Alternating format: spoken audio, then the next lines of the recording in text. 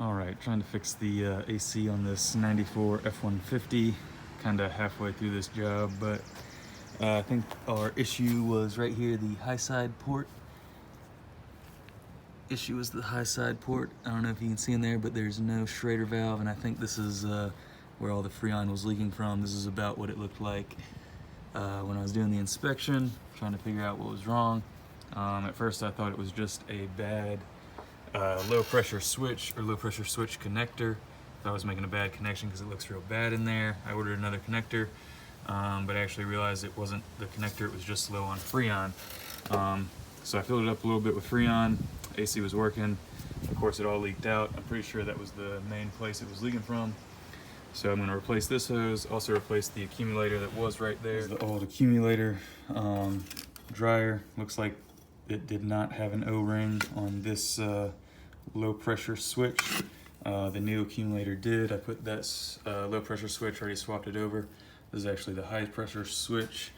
Cleaned it off a little bit, and I'm going to go put it on the high pressure line. This is where I took off the high pressure switch. Did have an O-ring, looks pretty good.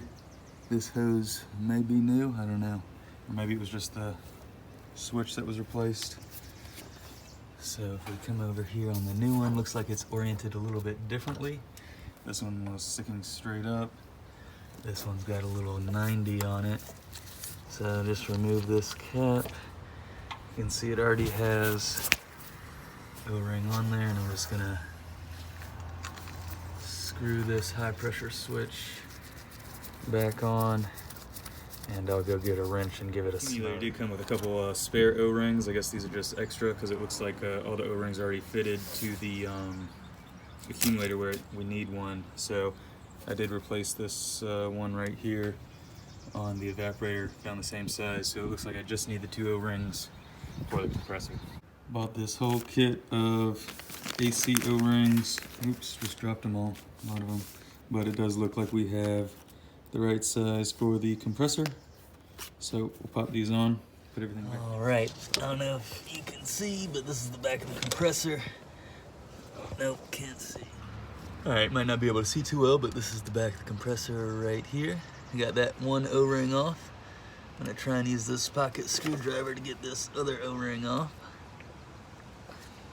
They are in there pretty good.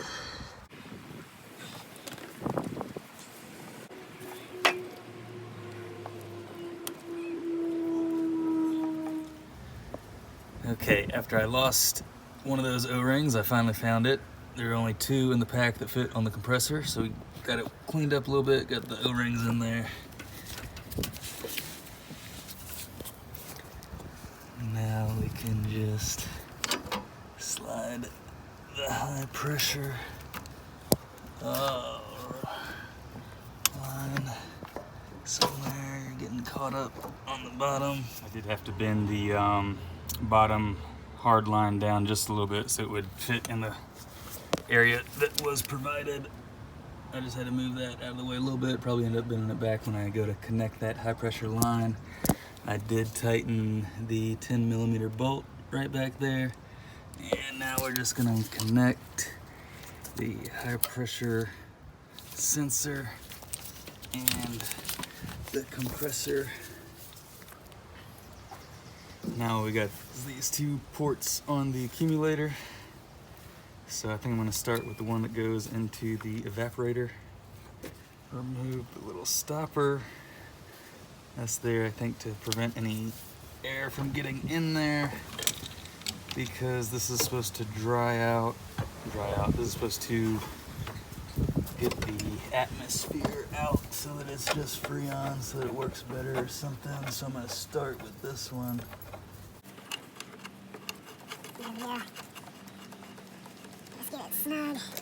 And then we got this. Also need to take off this cap. And this stopper's in the cap. So let's see if we can line this up.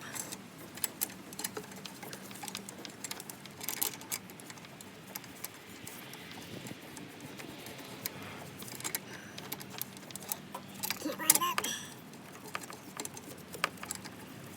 I think I got it now.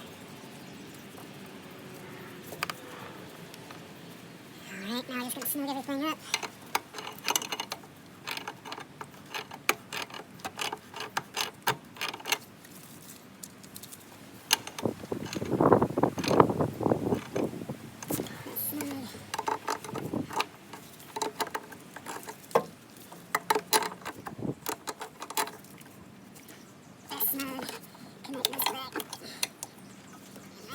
Kind of sits in here. There were some screws at one point in time. They're all gone now. So that should be everything connected. So we'll hook up AC gauges and pull a vacuum and see if it holds. Okay, we got all the components replaced. The accumulator and that high pressure and low pressure manifold coming off the AC compressor. Got our gauges hooked up to the low side, high side over there. Hooked up the vacuum pump. We've been running this for about 10-15 minutes. We're somewhere right around 30, I don't even know what that is, PSI? 30 PSI vacuum. So I'm going to close the gauges, left side, or low side and high side. So that seals the system. We'll turn the pump off and we'll let this sit here for about 15 minutes and see how bad of a leak we have. Okay, it's been about 15 minutes and it's still pretty close to 30 PSI vacuum. Is that PSI? Inches of mercury? Something.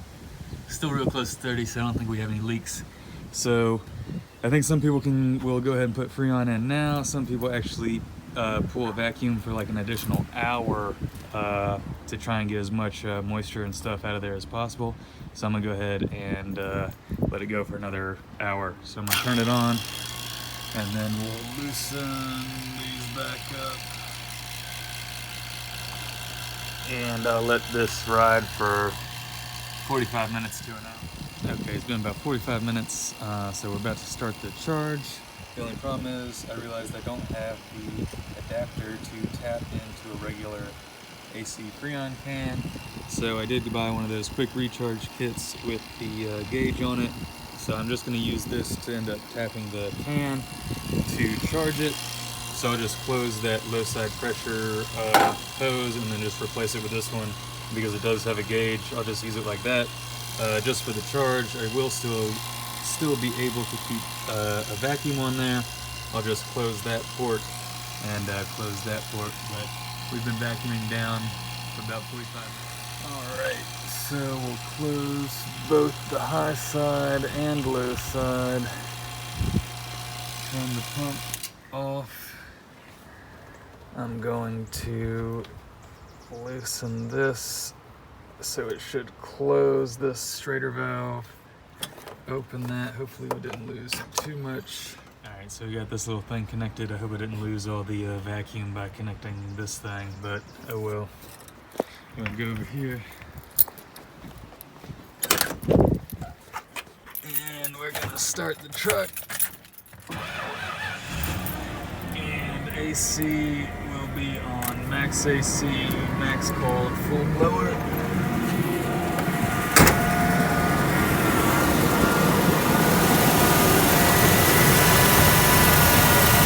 And we'll start to charge. You squeeze the trigger to actually pierce the can. I can feel the can getting cold, so something going in there, and then hopefully if we get up to a decent amount of pressure, the compressor will click on.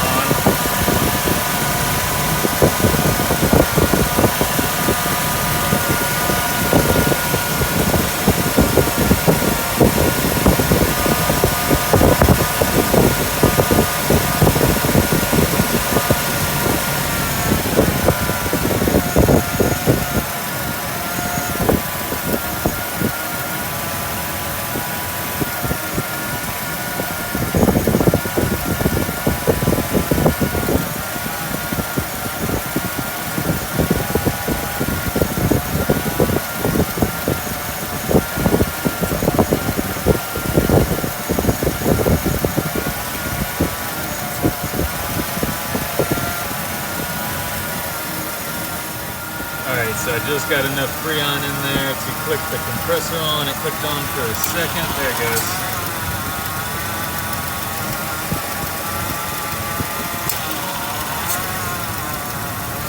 So as soon as we get a little bit better charge in here, compressor's clicking on, so we just got to keep emptying these cans in there. Alright, pretty sure we got the first can empty. Pulling the trigger, I can't feel any fluid or anything. Freon is dripping in there. So we're going to switch to the next can. So I actually think holding the can upside down is a lot better. We've got a lot more distance between the compressor shut-off time, and we're building up high pressure a lot better. I think we're almost out on this can. So you can see we still got, still use this gauge. I think we're almost out, ready to switch to the third can. We only need about 75% of the third can. Alright, on the final can, I'm going to go ahead and hook this up. I'm just going to do it by feel, or until we get about 220 on the high side. And we got it even, well, we'll be looking at this one, if we can get it even like, I think it's supposed to be around like 50-ish, 50 PSI on the low side. So we'll see, it cycled down pretty quick. I think I got a little more than 75% in. I think by total we were only over by an ounce or two. So I think there is a margin of error too, you know, plus or minus an ounce or two for the whole system. So I don't think it's going to be that bad, but we might be a little bit overfilled. From what I understand, you should be around 220 on the high side and a little higher on the low side as well. Interesting, because I think we got a little bit too much Freon in there. I don't know if maybe we have a leak or something. But it's kind of a cool day today. Around 50 or 60 in the shade, but it is some ice cold air coming out of the vents right now. Maybe I'll see if I can get a thermometer real quick. It's about 54 in the shade, a little warmer in the sun. So we're getting right about 39, maybe 30,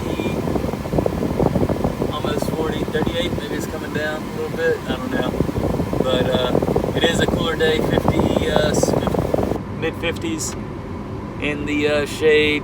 Maybe 60 or something in the sun over here. We got the sun shining down, but that may be why my pressures might be going down to almost 30 icebox.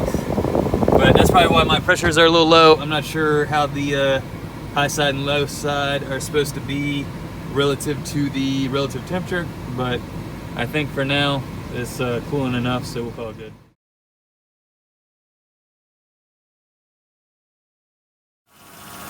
One final video after we're all repaired up, accumulator replaced, recharged. Like I said, it's about 55 degrees today, so at idle, high side is around, what is that, 170-ish, low side is around 25.